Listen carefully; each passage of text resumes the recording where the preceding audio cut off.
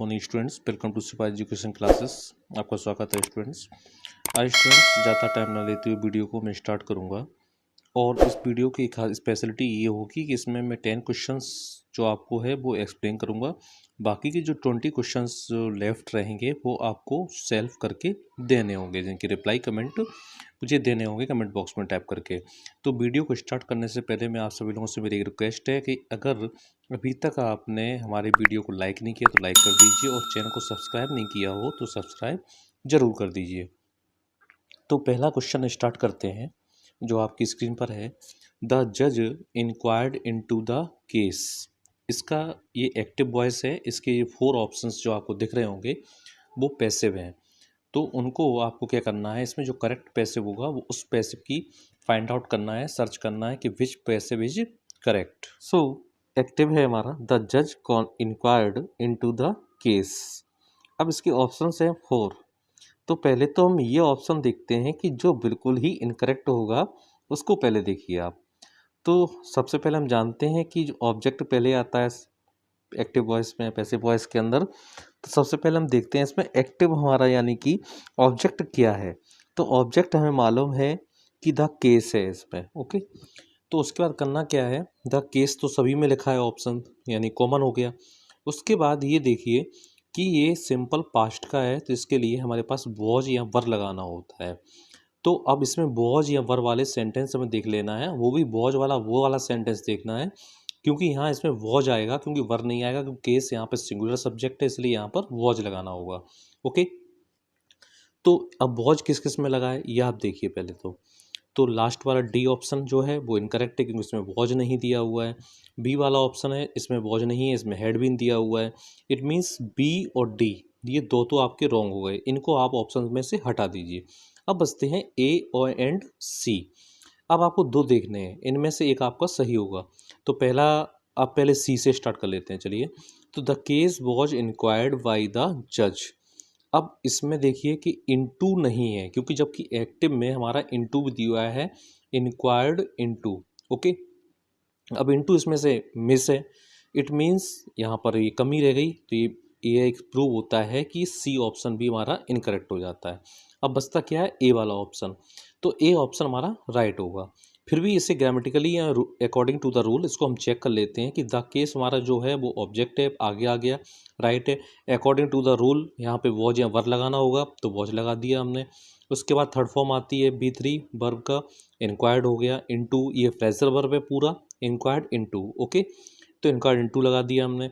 By जो agent का काम करता है, उसके बाद सब्जेक्ट आता है, वो होता है द जज। इट मीन्स ए हमारा बिल्कुल ही सही आंसर होगा। ओके, तो नेक्स्ट अब क्वेश्चन देखते हैं। ये भी हमारा पैसिव करना है कि बी अपॉइंटेड हिम कैशियर। अब इसकी मीन्स ये होता है सेंटेंस का कि बी अपॉइंटेड हिम कैशियर, हमने उसको कैशियर बनाया, यानी कि हमने उसको कैशियर मीन्स जानते होंगे जो कैश का काम करते हैं। ओके, तो कैशियर नियुक्त किया। अपॉइंटेड मीन्स होता है नियुक्त करना किसी व्यक्ति को। तो इसमें हम पहले वो ऑप्शंस देखेंगे जो बिल्कुल ही इनकरेक्ट होगा। तो इसमें पहले तो ये देखना है कि इसमें ऑब्जेक्ट कौन सा है। अब बहुत से लोग ये सोच रहे होंगे, माइंड में चल रहा होगा कि कैशियर हमारा है वो ऑब्जेक्ट है। नो, कैशियर ऑब्जेक्ट नहीं है, क्योंकि हमने कैशियर किसको बनाया है, उसको बनाया है। तो जो हमारा ऑब्जेक्ट है वो हिम है, ना कि कैशियर है। तो हिम को ले लिए आगे, तो वो कन्वर्ट हो जाएगा सब्जेक्टिव केस के लिए ही बन जाएगा। तो ही हमारा आगे सभी में कॉमन है, तो ये अभी और आगे चलते हैं, देखते हैं। उसके बाद आती है हमारी अपॉइंटेड मीन्स, ये है पास्ट सिंपल का, यानी सिंपल पास्ट का रूल क्या लगेगा, वॉज या वर। ओके, अब वॉज या वर लगाना है। इट मीन्स डी वाला ऑप्शन जो है वो उसमें हैड बीन लगा हुआ है, तो इसको तो आप कट कर दीजिए अपनी लिस्ट से। अब बचते हैं आपके पास ऑप्शन A, B, C। अब इसमें से आपको देखना है कि वॉज कहाँ लगा हुआ है, क्योंकि पर तो आना नहीं है। अब वॉज तीनों में लगा हुआ है, तो he was to be appointed cashier, तो ए वाला ऑप्शन है। जबकि टू बी तो कोई रूल नहीं होता टू और बी दोनों का इसमें लगाने के लिए, तो ए ऑप्शन भी हमारा इनकरेक्ट है। बी ऑप्शन देखते हैं कि he was to appointed cashier, तो ही के बाद वॉज और वॉज का टू लगाने का यहाँ पर कोई भी रोल या इम्पोर्टेंस नहीं बचता।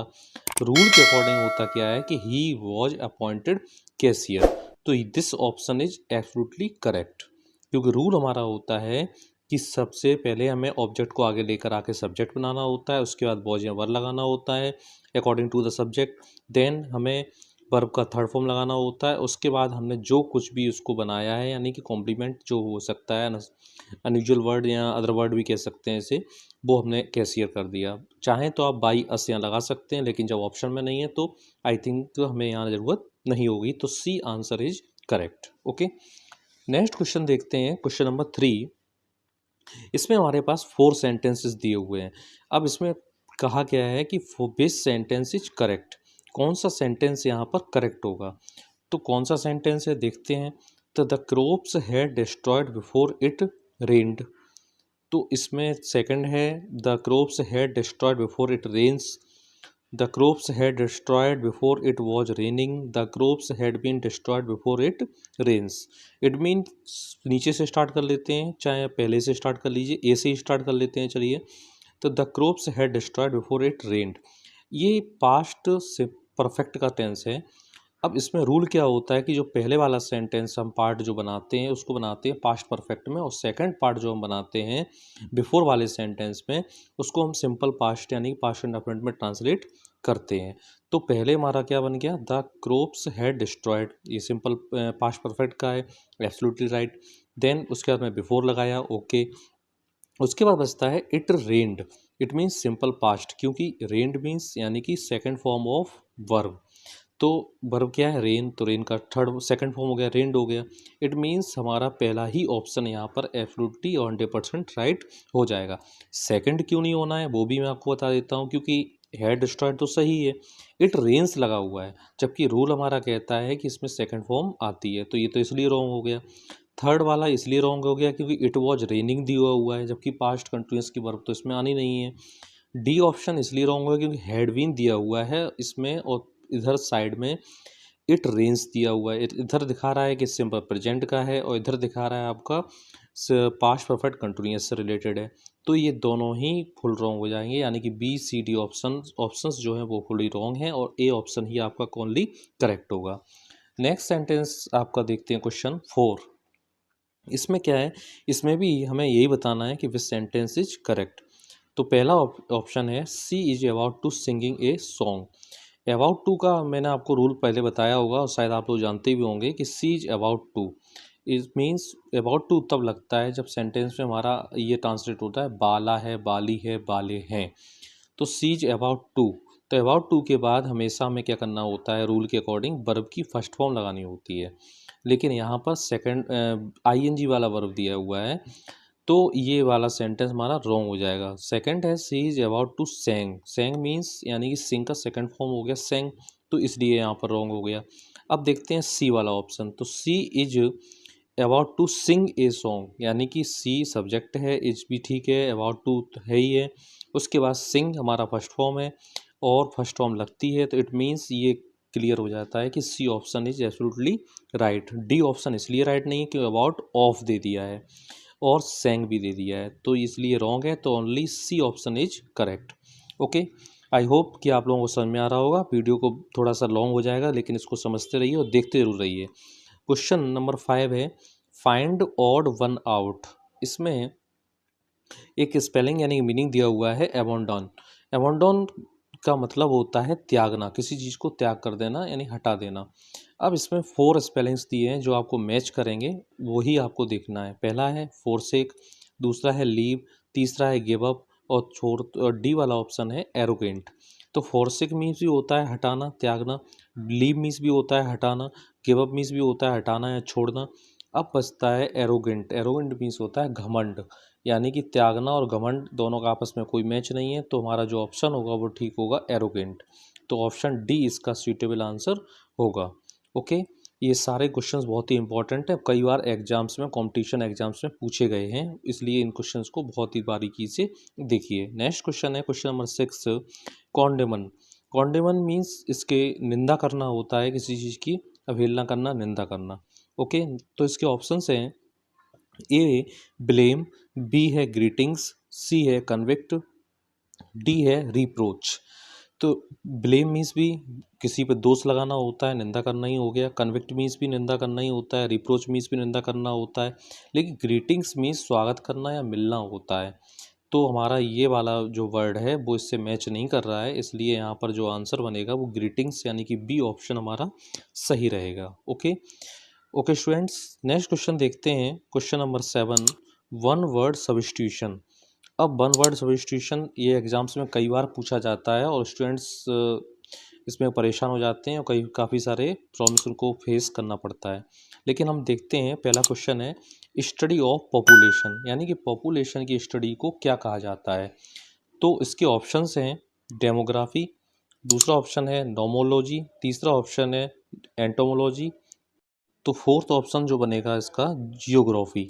अब बात आती है कि डेमोग्राफी, नोमोलॉजी, एंटोमोलॉजी और जियोग्राफी। तो हम ऑप्शंस देखते हैं पहले से कि नोमोलॉजी मीन्स तो लॉ स्टडी होता है, यानी कि लॉ को स्टडी करना। ओके, एंटोमोलॉजी मीन्स होता है कीट शास्त्र, यानी कि कीट या इंसेक्ट्स के बारे में जो रिलेटेड हमें इंफॉर्मेशन मिलती है और जहाँ पे स्टडी होती है उसको कहते हैं एंटोमोलॉजी। और डी वाला ऑप्शन जो होता है ज्योग्राफी, जो हम जानते हैं कि भूगोल वगैरह यानी कि ज्योग्राफिकल जो हमें स्टडी करना है वो ज्योग्राफी से रिलेटेड है। अब बचता है हमारा डेमोग्राफी। तो demography is the right answer of this question, study of population. So students, आपको ये क्वेश्चन समझ में आया होगा। इसको बस आप प्रैक्टिस करते रहिए और आप इसके आंसर्स को करते रहिए। नेक्स्ट क्वेश्चन देखते हैं, क्वेश्चन नंबर जो है 8। ये भी वन वर्ड सब्स्टिट्यूशन है, अम्यूजमेंट आफ्टर हार्ड वर्क, यानी कि आनंद करना, खुशी मनाना या रिलैक्सेशन पोजीशन में जाना आफ्टर हार्ड वर्क, यानी परिश्रम करने के, मेहनत करने के बाद। इसके ऑप्शन है हमारे पास, पहला है रैंसम, दूसरा है वॉयलेट, तीसरा है रिक्रिएशन और फोर्थ है आर्मिस्टिक। तो अब इसको हम देखते हैं कि इसको कैसे किया जाना चाहिए। तो रैंसम का मतलब होता है फिरौती, यानी कि जो किसी हम आफ्टर किडनैपिंग या आफ्टर किसी को किडनैपिंग करने के बाद जब उससे कोई डिमांड की जाती है मनी की, उसको कहा जाता है रैंसम, उसको कहते हैं फिरौती की रकम। ठीक है। वॉयलेट मीन्स होता है मना करना, किसी चीज़ को अवॉइड कर देना या फॉरवर्ड कह सकते हैं इसे। अब बचता है फोर्थ ऑप्शन। तो फोर्थ मीन्स होता है आर्मिस्टिक्स का मतलब होता है युद्ध का विराम, यानी कि कभी युद्ध जब होता है, वॉर होता है, उस टाइम जो हम रिलैक्सेशन लेते हैं उसको कहा जाता है। लेकिन यहाँ पर बात आ गई है कि आफ्टर हार्ड वर्क, ना कि कोई युद्ध हो रहा है यहाँ पे, तो कोई वॉर नहीं हो रहा है, तो यहाँ पर ये ऑप्शन भी ठीक नहीं बनेगा। सी वाला ऑप्शन है रिक्रिएशन, हाँ ये हो सकता है क्योंकि मनोरंजन। तो ऑप्शन हमारा जो होगा वो सी ऑप्शन ही इस हमारा सूटेबल होगा इस क्वेश्चन के लिए, तो इसको ही आपको लॉक करना होगा।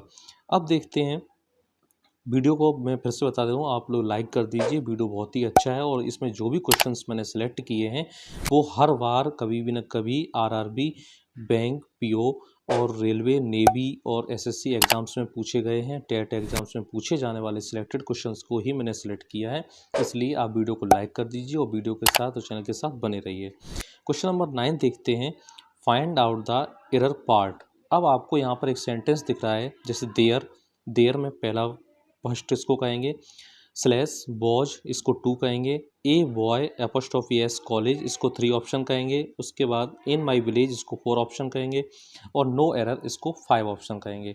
अब इसमें हमें ये देखना है कि कौन सा पार्ट रॉन्ग है, इनकरेक्ट है। तो एरर वाला पार्ट हमें देखना है, तो देयर तो सही लगा है अपनी जगह पे, वॉच देयर के साथ वॉच आता है, यहाँ सब्जेक्ट के अकॉर्डिंग वैसे पर भी आ सकता है, लेकिन यहाँ पे सब्जेक्ट क्या है उसके अकॉर्डिंग यहाँ पे आएगा, तो वॉच। तो इन माई विलेज वो भी ठीक है, नो एरर तो ऐसा तो अभी दिख नहीं रहा है, क्योंकि एक पॉइंट आपको दिख रहा होगा थर्ड नंबर का, ए बॉयज कॉलेज। अब यहाँ पर आप थोड़ा सा देखिए कि ए बॉय के बाद जस्ट एपोस्ट्रोफी एस का यूज किया गया है, जबकि ए बॉय के बाद एपोस्ट्रोफी एस का यूज इसलिए नहीं होगा क्योंकि एक ही लड़के का कॉलेज, तो ये थोड़ा सा रॉन्ग हो रहा है ना। आप सेंस समझिए कि पूरे गांव में, मेरे गांव में एक लड़के का कॉलेज है, तो एक लड़के का कॉलेज है ये पॉसिबल नहीं हो सकता, क्योंकि इट मीन्स तो ये दिखा रहा है कि पूरे गांव के अंदर सिर्फ एक कॉलेज है, उसमें एक ही लड़का पढ़ता है, उसी एक लड़के का ही कॉलेज है, तो इट्स नॉट पॉसिबल। ओके, तो it means that's wrong. Okay, तो अब यहाँ पर करेक्शन क्या बनेगा, पहले तो ये क्वेश्चन हमारा, इसका आंसर जो बनेगा वो 3 नंबर बनेगा कि थर्ड पार्ट इज रॉन्ग। लेकिन अगर इसका हमें आंसर सही जानना हो तो इसका सही आंसर होगा ए बॉयज कॉलेज। इट मीन्स जो बी ओ वाई के बाद ए अपॉस्ट्रॉफी लगा है वो वहाँ पर एपोस्ट्रॉफी ना लग के BOYS बॉयज कर देंगे और उसके बाद एपोस्ट्रॉफी मार्क लगाएंगे, उसके बाद लिखेंगे कॉलेज। अब ये हो गया ए बॉयज कॉलेज, यानी कि गांव में, मेरे गांव में लड़कों का एक कॉलेज है। ठीक है, क्वेश्चन नंबर 10 देखते हैं इसी सीरीज में। जो 10 नंबर है हमारा वो डायरेक्ट इनडायरेक्ट है। तो एक डायरेक्ट हमारा दिया हुआ है, my father said to the children, comma inverted comma start, don't go near the dog, full stop inverted comma close. अब इसके 4 ऑप्शंस दिए हैं ABCD। अब इसका हमें करेक्ट इनडायरेक्ट स्पीच देखना होगा। तो पहला ऑप्शन हम देखते हैं। पहले तो मैंने आपको बताया कि ट्रिक डी ऑप्शन जो देख रहे हैं आप, इसमें लिखा है कि नन ऑफ दी, इसमें से कोई है ही नहीं है, तो इसको तो भी रिलैक्स, थोड़ा सा रेस्ट में रहने दीजिए। अब देखते हैं जो ऐसे आंसर्स जो बिल्कुल सेटअप होते ही नहीं हैं, पहले उनको सर्च किया करें तो ज़्यादा अच्छा आप कर सकते हैं। तो सी वाले को देखते हैं, माई फादर फॉरवर्ड। फॉरवर्ड आता है क्योंकि फॉरवर्ड मीन्स होता है मना करना। तो फॉरवर्ड टू द चिल्ड्रन, उसके बाद लिखा है to go near the dog. देखिए मना करना दे दिया है, बिल्कुल ठीक है। To go near the dog, ये भी बिल्कुल ठीक है। लेकिन फॉरवर्ड के बाद आप देख रहे होंगे टू लिखा हुआ है, माई फादर फॉरवर्ड टू, जबकि हमने आपको बताया है कि सेड टू की जगह हम टोल्ड जब करते हैं तो टोल्ड टू नहीं करते, सेड की जगह हम जब आस्क्ड करते हैं तो आस्क्ड टू नहीं करते। तो ऐसी प्रकार से हम फॉरवर्ड टू तो कर ही नहीं सकते हैं, इट्स रॉन्ग। तो सी ऑप्शन कैंसिल हो गया। अब देखते हैं बी वाले ऑप्शन को, कि my father forward the children to don't go. तो टू के बाद डोंट लगना, it's not according to the rule, it means this sentence is also incorrect. Okay, अब देखते हैं, बचता है हमारे पास ए आंसर। ए को भी देख लेते हैं, क्योंकि हमारे पास डी ऑप्शन जो है वो ये कह रहा है कि नन ऑफ दीज, तो हो सकता है भाई ए वाला भी ठीक ना हो, लेकिन इसको ग्रामेटिकली और रूल के अकॉर्डिंग हम चेक कर लेते हैं। तो my father forward the children, उसके बाद लिखा हुआ है to go near the dog, forward लगा है, बिल्कुल ठीक है। सेट टू को फॉर्मेट में चेंज कर दिया, क्यों कर दिया, क्योंकि उधर डोंट लगा हुआ है। तो डोंट वाले सेंटेंस के लिए, मना करने के लिए हम फॉरवर्ड का यूज करते हैं, बिल्कुल ठीक है। चिल्ड्रन के बाद ये इंपेरेटिव सेंटेंस लिए हमने टू लगा दिया, बिल्कुल ठीक है। गो को हमें गो ही रखना है, चेंज नहीं होना है इसमें। Near the dog, full stop. It means ये हमारे ग्रामेटिकल और रूल के according this sentence is also perfect. Okay, तो इसलिए इसका सेंटेंस जो बनेगा, इसका जो आंसर बनेगा वो ए नंबर बनेगा। क्या बनेगा, my father forward the children to go near the dog. Okay students, so I hope so कि ये वीडियो आपको अच्छा लगा होगा। अब 10 क्वेश्चंस मैंने आपको अटेम्प्ट करके एक्सप्लेन किए हैं, समझाए हैं, एक्सप्लेन किए हैं, तो आई थिंक सो आपको समझ में आए होंगे। लेकिन अब मैं 11 नंबर से जो क्वेश्चन दे रहा हूँ उनके, और 11 से आगे तक के लास्ट वाले क्वेश्चन तक के आंसर्स आपको मुझे सेल्फ सॉल्व करके देने होंगे, इनके रिप्लाई कमेंट बॉक्स में देने होंगे। क्वेश्चन स्टार्ट करते हैं 11 नंबर का। He said to me invert comma start, when will you return question mark inverted comma close. इस ये डायरेक्ट स्पीच, इसके 4 ऑप्शन हैं। A, he told me when I would return, full stop. B वाला है he asked me if when I would return, full stop. C वाला है he asked me when he would return. D वाला option है he asked me when I would return, full stop. तो इसमें से जो ऑप्शन होगा राइट वो आपको टिक करना होगा। नेक्स्ट क्वेश्चन है 12 नंबर का। पिलग्रिमेज मीन्स, इट मीन्स, इसका हमें वही वाला क्वेश्चन जो मैं आपको पहले करा चुका हूँ उसी तरीके से इसका मीन्स बताना है, पिलग्रिमेज का क्या मतलब है और किससे मैच करता है वो। तो फॉर्मर, ट्रिम्प, इरिटेबल और क्रूसेड, तो इसमें से जो मतलब होगा, जो मीन्स मैच करता होगा, इससे हमें वाला टिक लगाना है। यहाँ ऑड वन आउट नहीं है, ये जो इसमें मैच होगा वही आपको क्लियर करना होगा। क्वेश्चन नंबर 13 है इसी सीरीज में, mean of given phrasal verb. अब यहाँ पे एक सेंटेंस दिया है, the present disturbances will soon blow over. अब आप देख रहे हैं जो ब्लो ओवर है ये हमारी फ्रेजल वर्ब है। अब इसका क्या मीन्स होगा, एक ऑप्शन ए है जो सपोर्टेड, बी है कंसीडर, सी है कॉज्ड टू हैपन और फोर्थ है पास अ बाई। तो इफ ब्लो ओवर किससे मैच करता है, इसका जो मीन्स होता है वो हमें यहाँ पर सेट करके देना होगा। ओके, तो नेक्स्ट क्वेश्चन देखते हैं। क्वेश्चन हालांकि इतना हार्ड नहीं है, आप लोग कर सकते हैं अच्छे से। क्वेश्चन नंबर 14 है, the sick man space last night. अब इसमें 4 ऑप्शंस हैं, ये फ्रेजल वर्ब है, इसमें कौन सी फ्रेजल वर्ब यहाँ पर सूटेबल होगी वो आपको इसका सिलेक्शन करना है। Past by, past four, passed away और पास्ट डाउन। ओके स्टूडेंट्स, तो यहाँ पर आपको देखना है कि कौन सा ऑप्शन यहाँ पर ठीक बनेगा, और जो ऑप्शन यहाँ पर ठीक बनेगा वही आपका आंसर होगा, क्योंकि passed by, passed for, passed away, passed down, इन सभी के मीन्स अलग अलग होते हैं। क्वेश्चन नंबर 15 देखते हैं। Find out the mean of underlined. तो अब बताना है आपको, ए क्वेश्चन क्या है कि Ram came to Ayodhya after an exile of 14 years. तो जो एन एक्साइल दिया हुआ है, एन एक्साइल, अब ये क्या चीज़ है, यानी कि वर्ब है या एडजेक्टिव है या कंजक्शन है या ये फिर नाउन है। एन एक्साइल यहाँ पर क्या है, किसका परफॉर्म कर रहा है, वर्ब का, एडजेक्टिव का, कंजक्शन का या फिर नाउन का।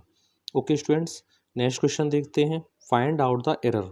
अब एरर किस में, एरर वाला सेंटेंस हमें देखना है। तो पहला सेंटेंस है हमारा, a large number of students A oblique has applied slash for the job, third हो गया, इन द नेवी फोर्थ हो गया, और नो एरर फिफ्थ वाला हो गया। जो आंसर आपको लग रहा है इसमें ये गलत हो सकता है, ये वाला ऑप्शन गलत होगा, उसी को आपका वो आंसर बन जाएगा। मान लीजिए फर्स्ट हो या सेकंड हो या थर्ड या फोर्थ, जो भी हो, या फाइव भी हो सकता है, बस वही आपका आंसर बनेगा। नेक्स्ट क्वेश्चन देखते हैं, क्वेश्चन नंबर 17।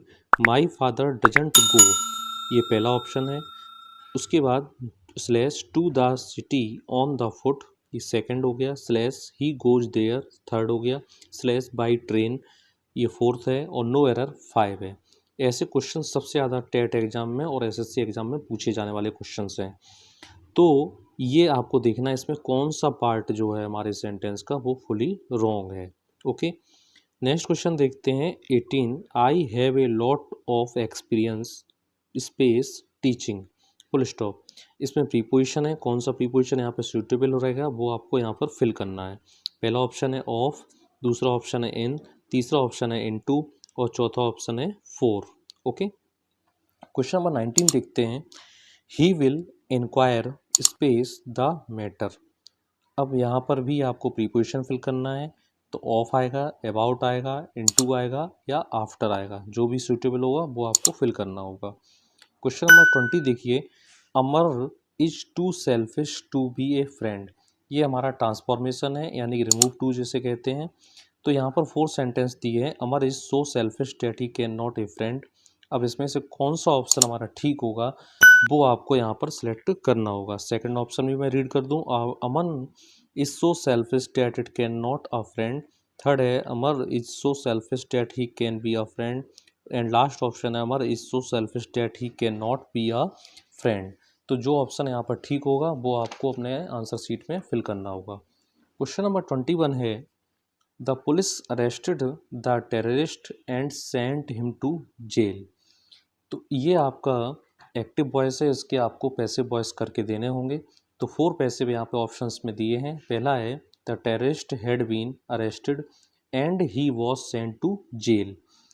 तो यहाँ पर ये ऑप्शन हो सकता है। बी ऑप्शन है the terrorist was arrested and he was sent to jail.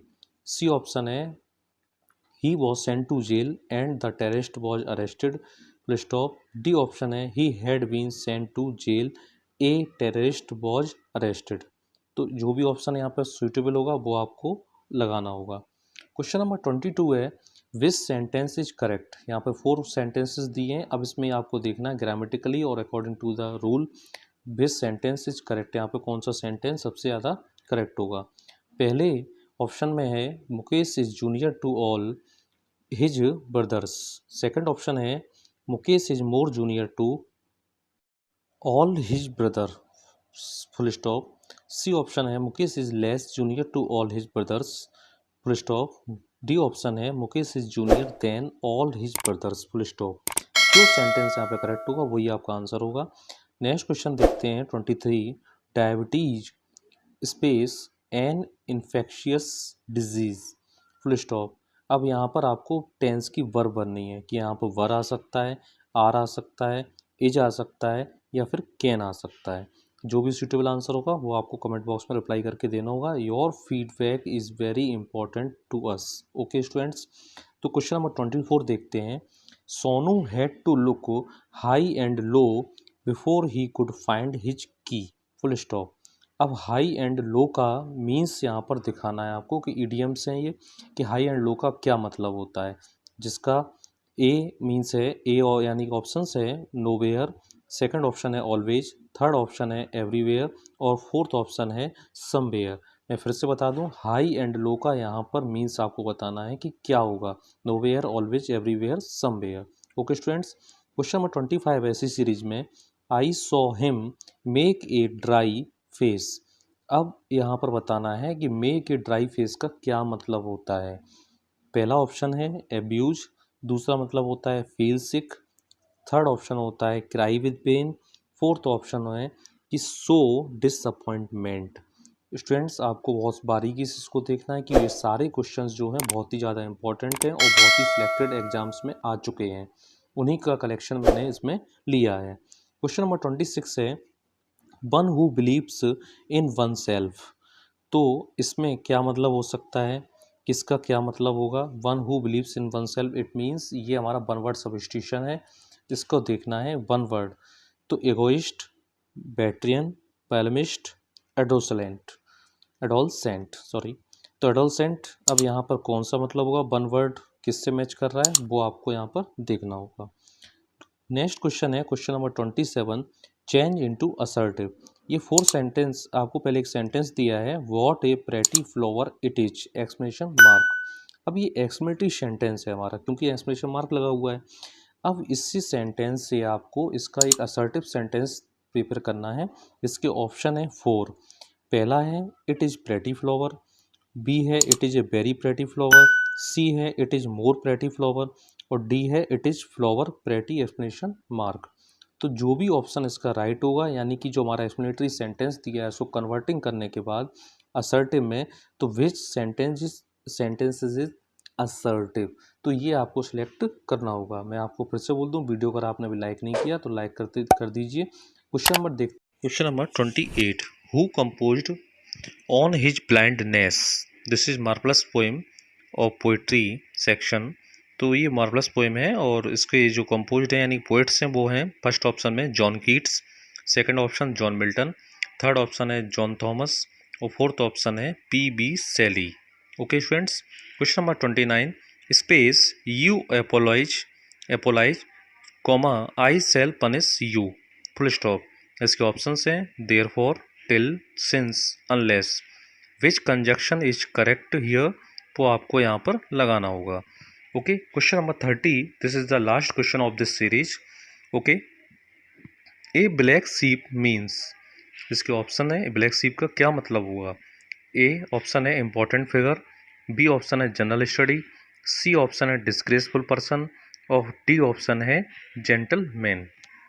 So students, यहाँ ये सीरीज आज कंप्लीट हुई 30 क्वेश्चंस की, जिसमें से 10 क्वेश्चन मैंने आपको ऑलरेडी एक्सप्लेन कर दिए हैं। 20 क्वेश्चंस के आंसर्स आपको अपने कमेंट बॉक्स में टाइप करके मुझे देने होंगे। एक बार उन सभी के लिए बहुत ही बहुत थैंक यू, और उनके जो लोग मुझे कमेंट करते हैं, रिप्लाई करते हैं और इस वीडियो को समझते हैं, देखते हैं, उन सभी के लिए वेरी वेरी थैंक यू और उनको फ्यूचर के लिए बेस्ट ब्लेसिंग मेरी तरफ से।